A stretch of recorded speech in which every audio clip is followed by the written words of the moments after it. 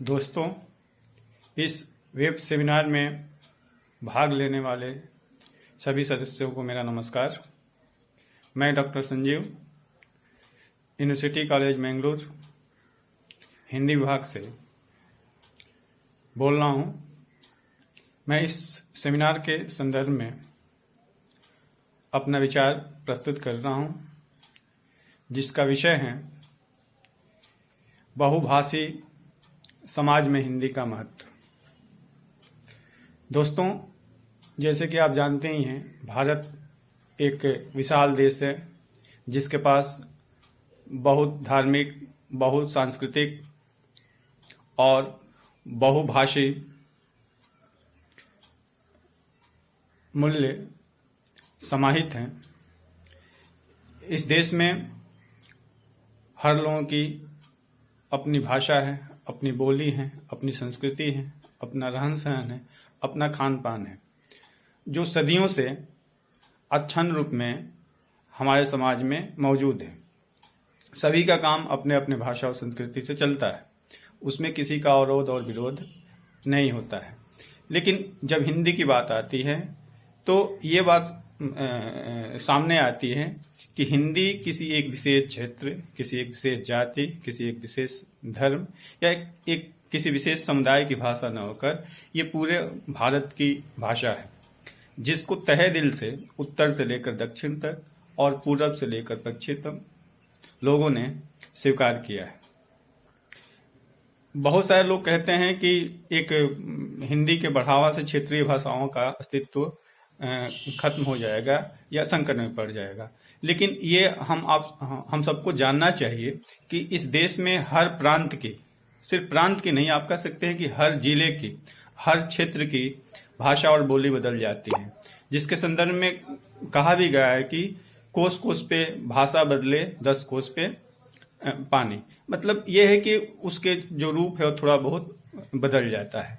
लेकिन इन विभिन्न तरह के भाषाओं के महाजाल के बीच एक केंद्रीय भाषा के रूप में हम जिस भाषा को स्वीकार करते हैं वो हिंदी है। ये तो हमको मानना पड़ेगा। आदिकाल से लेकर और आधुनिक काल तक आप कह सकते हैं कि जो व्यवहार की भाषा थी, वाणिज्य और व्यापार की भाषा थी, लोगों से जो जुड़ने की भाषा थी, वो हिंदी थी। इसका रूप भले अलग रहा, कभी ये संस्कृत था, कभी पाली थी, कभी प्राकृत था, लेकिन ये एक कह सकते हैं कि ब्रिज भाषा, पुल भाषा का काम करती रही और लोगों का जो माध्यम था वो माध्यम इस भाषा से बना रहा, संपर्क बना रहा। और इस भाषा के होने से आप कह सकते हैं कि जो हमारी सामाजिक दूरियां थी, हमारी जो राजनीतिक दूरियां थी, जो हमारी साहित्यिक दूरियां थी, वो दूरियां कम हुई। और इस भाषा के संदर्भ में तो हम कह सकते हैं, ये मान सकते हैं कि ये भाषा विभिन्न जातियों, विभिन्न धर्मों, विभिन्न भाषाओं के समूह का एक ऐसा सूत्र है जिसमें हर किसी की रंगत दिखाई देती है, हर भाषा की मिठास दिखाई पड़ती है। इसके बनने में आप कह सकते हैं कि हजारों वर्षों का समय लगा है, और इस हजारों वर्षों के समय में इस भाषा ने आज एक ऐसा स्वरूप अख्तियार किया है कि यह सिर्फ भारत में नहीं, आप कह सकते हैं कि भारत के बाहर भी लगभग ये 200 विश्वविद्यालयों में पढ़ाई जा रही है। वहाँ इसकी शिक्षा दीक्षा दी जा रही है, इसके साहित्य को स्वीकार किया जा रहा है।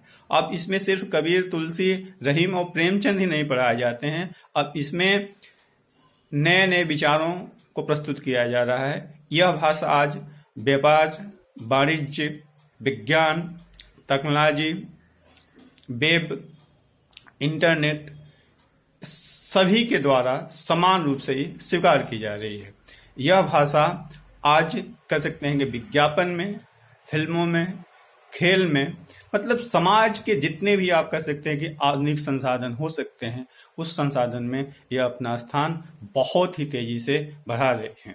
तो हमें भी इस भाषा को एक आदर देना चाहिए, एक सम्मान देना चाहिए, और ये मानना चाहिए कि जो हमें डराते हैं कि हिंदी के बढ़ने से भारत की क्षेत्रीय भाषाएं खत्म हो जाएगी या उसका अस्तित्व खत्म हो जाएगा, ये कभी नहीं होगा। मातृभाषा होती है वो मन की भाषा होती है, वो दिल की भाषा होती है, और जो हिंदी है वो कह सकते हैं हमारे मुंह की भाषा है, हमारे सम्मान की भाषा है, हमारे राष्ट्र की भाषा है। तो इसको भी उतना ही महत्व देना चाहिए, तभी ही एक भारत के हम बेहतर स्वरूप की, एक भारत के बेहतर भविष्य की कल्पना कर सकते हैं। धन्यवाद।